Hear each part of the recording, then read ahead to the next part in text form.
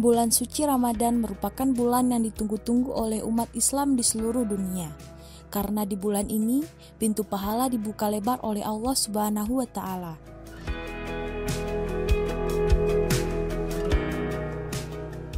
Seperti halnya masyarakat di Aceh, menyambut datangnya bulan suci Ramadan dengan penuh gembira, walaupun pandemik virus corona belum berakhir. Untuk memutuskan penyebaran wabah ini, pemerintah menganjurkan masyarakat agar melakukan karantina untuk sementara waktu. Akan tetapi masih banyak masyarakat yang keluar rumah serta menjalankan mobilitas sehari-hari.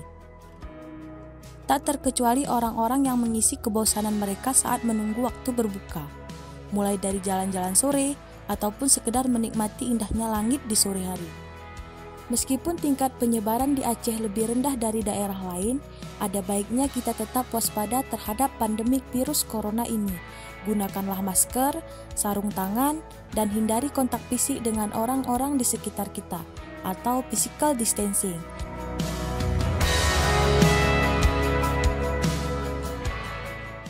Semoga kita semua bisa terhindar dari virus corona, serta bisa beraktivitas di bulan suci Ramadan ini seperti biasanya.